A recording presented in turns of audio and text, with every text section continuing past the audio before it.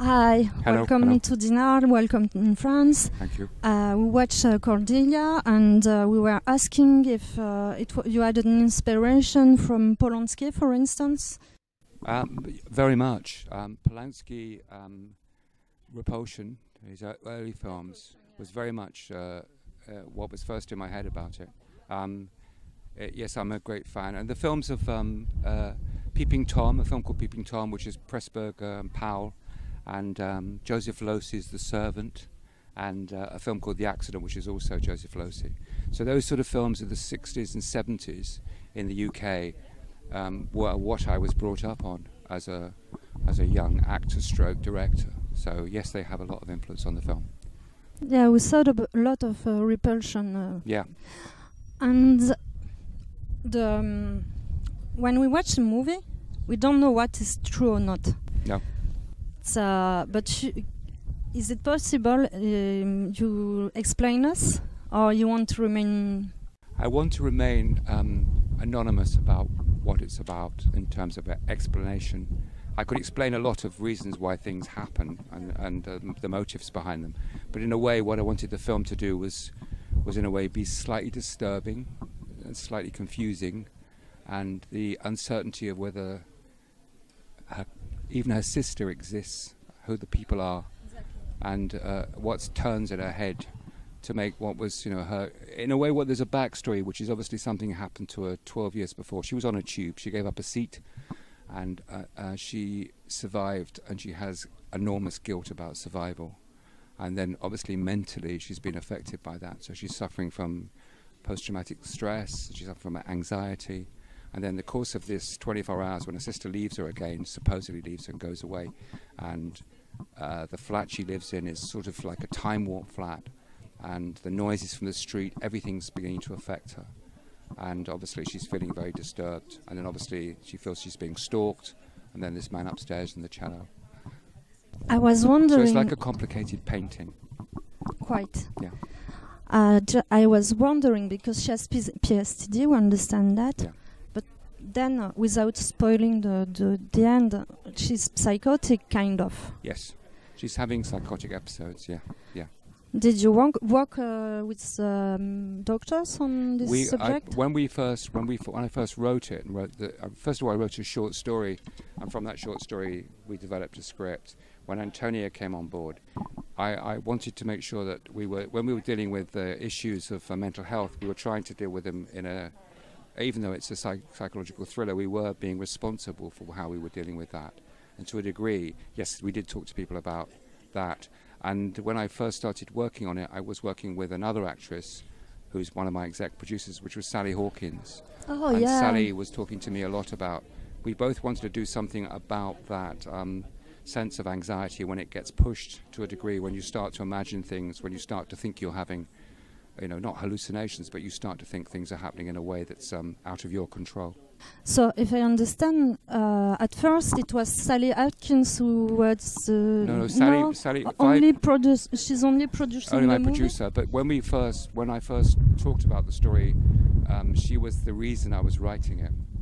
And then when I knew I couldn't get Sally because she was so busy, and I met Antonia because I worked with Antonia, she was like another version of Sally. She's remarkably like Sally, and she's also a writer as well. So in a way, and she's also a filmmaker. So it seemed to me she was the perfect person to become my collaborator on it. And how did you direct Antonia? Which method did you use to direct her? I've worked with her before as a director. I directed her in something which was made for television. But how did I direct her on the days, on shoot, or what? On the shoot. Well, we worked very closely together. We collaborated a lot, and I needed her input about lots of things in terms of, a woman's point of view about how she felt about these things and what she was going to do. So, but she's a very easy actress to work with and a very easy actress to direct because she just gives so much. And did you give to her the answer about the clues about character? The thing you want to remain mysterious about, because we don't know what is true or false. Did you tell Antonia what was... Yes, we both talked about it, yeah. We so she knows... Yes, yeah. Yeah. And there is a question about twins, the fact of being twins. Were you inspired by Cronenberg? I was thinking. No, I wasn't. Not at all. I was inspired by my editor on the film, who was a woman called Tanya Redding, and she is an identical twin. And then years and years ago, I went out with an identical twin. So it was sort of a male thing about identical twins, and then it was a thing about Tanya, who's got an identical twin. It was about the communication between twins, and then also the understanding of each other. And the strange thing about Cordelia is Cordelia's got a heart on the right-hand side, and her sister has the heart on the left-hand side.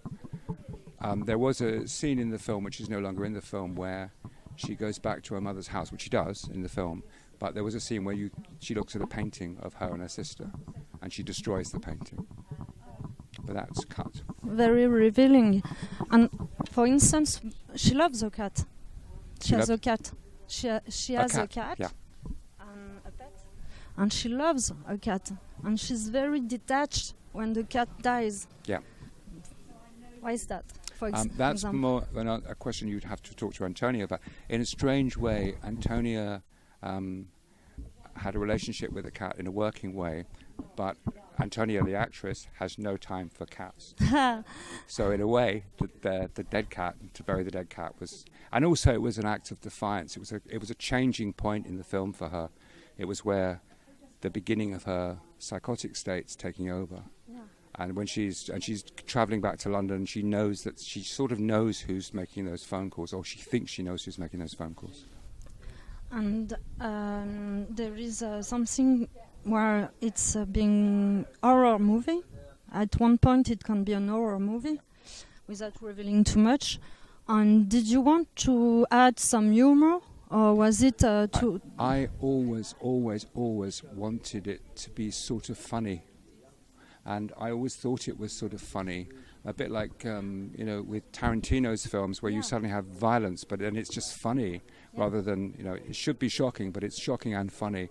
And in a way, when she does what she does with Frank, for me, it starts to become funny then, and it should. And I've never had a problem with people laughing. I always think, that's great.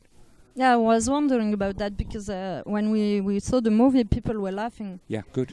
And good. not all people, but some of them, because you know how you wrote the thing. Yeah. He has strange reaction for. Yeah.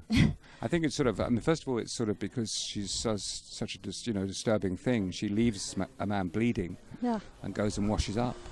Yeah. And she has, and suddenly the ambulance. She hasn't called an ambulance. She's not doing anything she said she's going to do. So in a way, then for me, it becomes funny when she pulls him into the bathroom. Or that's part of that world. And it's sort of like when it's heightened, it's what I would describe as black comedy. Mm. So I wanted it to have that feel. Can you talk about the music and the photography of the movie? Oh yeah, photography of the movie. Yeah. Yeah, it's very visual thing. It's very with the green lights. I tell you the reason. Two things about it. We shot it on film. We didn't shoot it on tape. We shot it on 35mm film. And we used anamorphic lenses, which are, in a way, quite old-fashioned. But the film, then shooting it on film, gave it a very specific type of look. My DOP, a man called Tony Slater-Ling, we wanted to have a very strong sense of film. We wanted it to be shot quite classically. We wanted it to be very steady. We wanted to feel it slightly disturbing, because it was always following and tracking and being and following her. So we wanted to create a sort of mood with the way we shot it.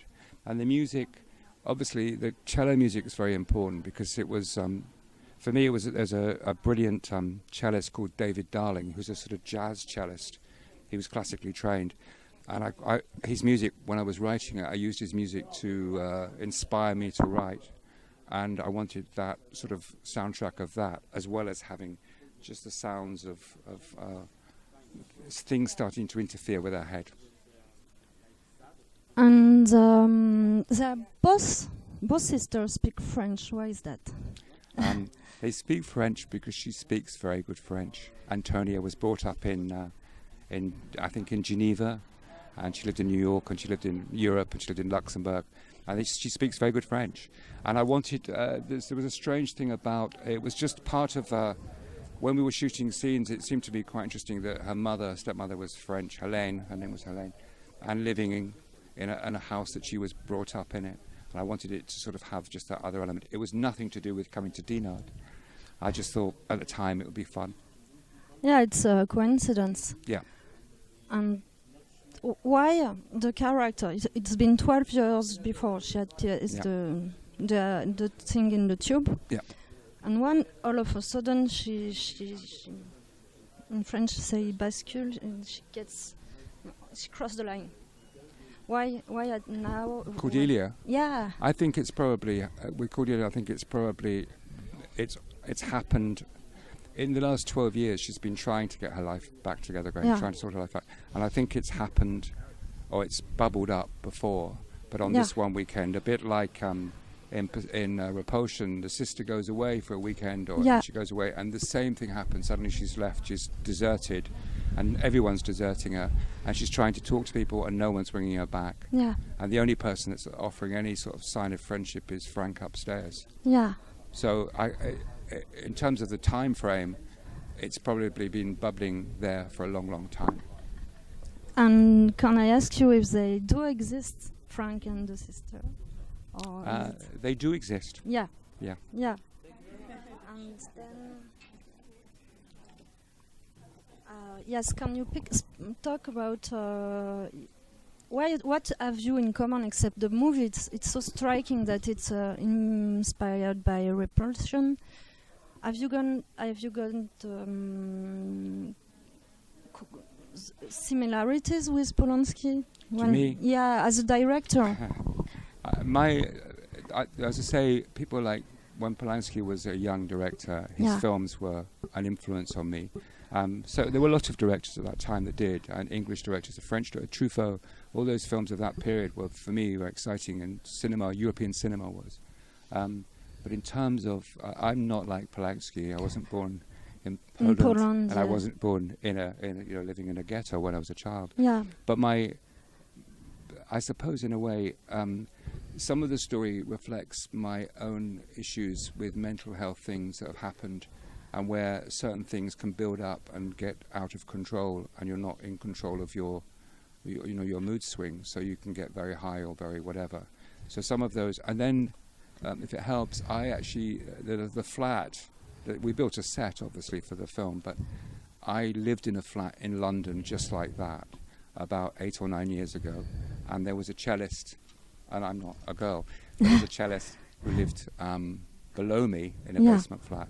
And somehow that flat was a place I wanted to set something. Yeah. And then the other strange thing about the flat is I rented the flat, and I put the television on, and I realized that whoever had the flat before had cameras pointing out on the street, so he could see what was going around the street. Oh. And it's a bit of London that was slightly rough. It was slightly, the wrong end of town. It was, and when I lived there, I used to try and get in the flat quickly so I wasn't mugged on the doorstep. It was one of those sort of places. So once you got into your flat and shut the doors, you felt safe. Maybe you were okay. But there was a sense of anxiety about the whole place. I see. So that was an influence on terms of the storytelling. Makes me think about The Tenant. Yeah. Because I thought about The Tenant too. It's very similar because all the neighbors, everyone. And the same as Rosemary's Baby. Yeah. And somehow the characters, like the people that complain about the noise, are slightly heightened characters. They're slightly larger than life. So that and the old man downstairs who doesn't even remember whether her father's alive or dead. They're just sort of slightly heightened characters to push the character along. And there were little other scenes that were cut in eventually, but when she goes into a shop, the shopkeeper seems to know a lot about her. And it's just to keep on edging the sort of sense of pressure on her. Of paranoia. Yeah. But they are true. It's not her perception. They are really like that. I think you can make things like that if you want to. If someone knows too much about you, you think, well, how do they know that? Yeah. But it might be a very reasonable answer. But in terms of your state of mind, if you're feeling like you're under pressure, those questions, those things start to dig away at you. I mean, funnily enough, I'm working in Belgium at the moment. I'm working with a completely... my crew are all either Flemish or French or German or Dutch, and I don't speak any of those languages. And I can get, and where I am now, I have a flat in Brussels, which is reminding me of Cordelia's flat. Oh my God! So I'm a bit worried about my state of mind. Oh, really? No. I'm fine. And we are looking forward to see your next movie. We liked a lot Cordelia, sincerely, really. Yeah. And what's the plot of your new movie? Can you tell us? The thing I'm doing now is for television, but there's another film here. I've got 2 films here at the moment. There's another film called Denmark, which is showing here at the moment. Yeah, Denmark, yeah. Yeah. We have to see it, but we didn't get to see it. No, because it's not in competition, is it? So. Yeah. Thank you and very much. That's okay. Thank you.